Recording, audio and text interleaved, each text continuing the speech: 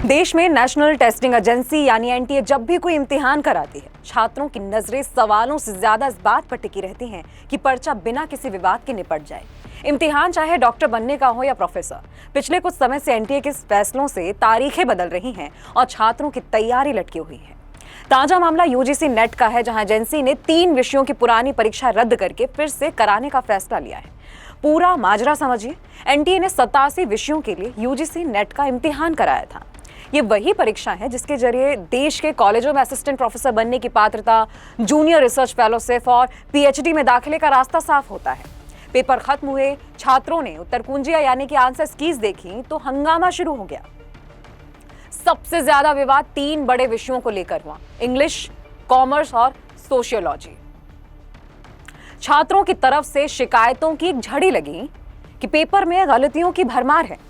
बात बढ़ी तो एनटीए को मजबूरन एक एक्सपर्ट कमेटी बैठानी पड़ी कि जब इस समिति ने 3 विषयों के पर्चों की जांच की तो ऐसी कमियां सामने आई जो किसी राष्ट्रीय स्तर की एजेंसी के लिए ठीक नहीं है। कमेटी ने पाया कि सवाल बनाने वालों ने मशहूर विद्वानों और विचारकों के नाम तक गलत लिखे थे, किताबों के शीर्षक गड़बड़ थे, हिंदी अंग्रेजी अनुवाद में भारी घालमेल था और व्याकरणों की यानी ग्रामर्स की ढेरों गलतियां थी। इसके अलावा पुराने सालों के कई सवाल बिना सोचे समझे जस के तस चिपका दिए गए थे।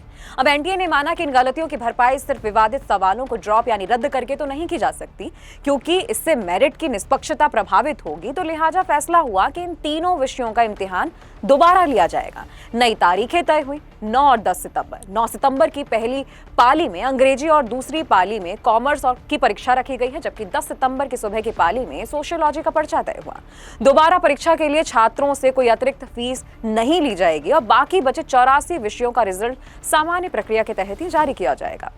लेकिन ये कोई पहली बार नहीं है कि जब एनटीए के किसी इम्तिहान पर सवाल उठे हों। इससे पहले नीट यूजी को लेकर भी देश भर में भारी बवाल मचा था, जहां पर पेपर लीक के आरोप लगे, मनमाने ग्रेस मार्क्स बांटे गए और जांच में सीबीआई को आना पड़ा।